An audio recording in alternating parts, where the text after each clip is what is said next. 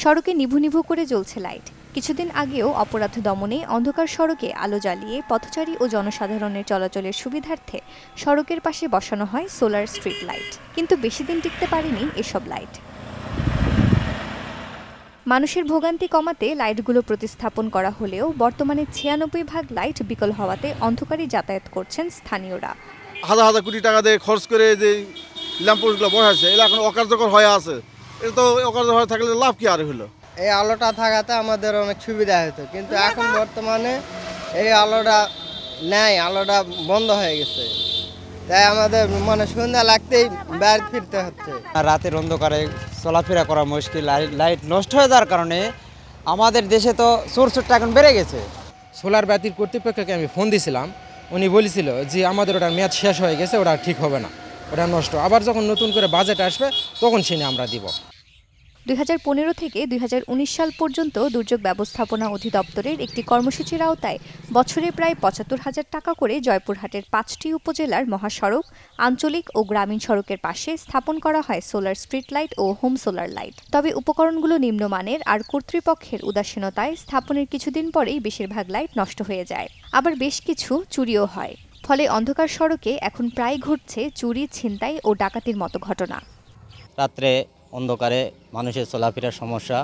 আগে মেরামত করতো, লাইট দেওয়ার পরে কোনো মেরামত হয়নি এ যাবৎ পর্যন্ত। বাতিটা জ্বলাটা একান্ত দরকার। ওই বাতিটা জ্বললে আমাদের আর কোনো সমস্যা থাকবে না। ওখানে বাতি না জ্বললে মানে সমস্যা হয়, অনেক মানুষ মানে যায় বসে থাকে আন্ধারত, অনেক মানুষ ভয় খায়। আমাদের এই মোড়ে এই লাইটটা জ্বলতে অনেক সুবিধা হতো। বেশ কিছুদিন জ্বলার পরে লাইটটা জ্বলে না ব্যথায় এখন দুনিয়ার চুরি ছিনতাইকারী লাইটটা অফ হয়ে গেছে। আমাদের মোড়ে খুব হয়, কষ্টই হয়। রাতে অ্যাক্সিডেন্ট খুব মুশকিল হয়। লাইটটা জ্বলা একান্ত প্রয়োজন। প্রকল্প বাস্তবায়ন কর্মকর্তা বলছেন, প্রতিটি সোলারের মেয়াদ ৩ বছর। মেয়াদ উত্তীর্ণ হওয়ায় বিভিন্ন স্থানে প্রায় সোলার বাতি নষ্ট ও চুরি হয়েছে। বরাদ্দ না থাকায় অকেজো হয়ে পড়ে আছে প্রকল্পটির উন্নয়ন কর্মকাণ্ড। সোলার লাইট নিয়ে বেকায়দায় আছেন তারা। আমাদের ২০ সাল পর্যন্ত প্রজেক্টটা চলমান ছিল। এগুলো বন্ধ হয়ে যাওয়ার পরে আমাদের এইটা ছিল ৩ বছর ছিল ওয়ারেন্টি বা সার্ভিসিং পিরিয়ড। সার্ভিসিং পিরিয়ড শেষ হওয়ার ফলে আমাদের কিছু জায়গার ইয়াগুলো নষ্ট হয়ে গেছে, ব্যাটারি ড্যামেজ হয়ে গেছে, তারপরে প্যানেলগুলো আমাদের চুরি হয়ে গেছে, যার ফলে ওটা ওই রকম অবস্থায় আছে। এটা সার্ভিসিংয়ের কোনো প্রক্রিয়া আমরা আনতে পারিনি। তা বর্তমানে আমরা আমাদের দুর্যোগ ব্যবস্থাপনা ত্রাণ মন্ত্রণালয় থেকে আমাদের নিজস্ব কিছু বরাদ্দ বা অর্থায়নে আমরা এটা করে দেওয়ার ব্যবস্থা নেওয়ার একটা উদ্যোগ নিয়েছি। আশা করি সামনের দিকে আমরা এটা করে দেবো। ধন্যবাদ। অনুসন্ধান বলছে, জেলার সদর উপজেলায় ২,৮৫২টি লাইটের মধ্যে সচল আছে প্রায় ৫০টি।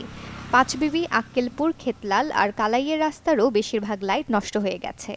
এসব লাইট ঠিক করতে দ্রুত বাজেট পাস করার দাবি এলাকাবাসীর।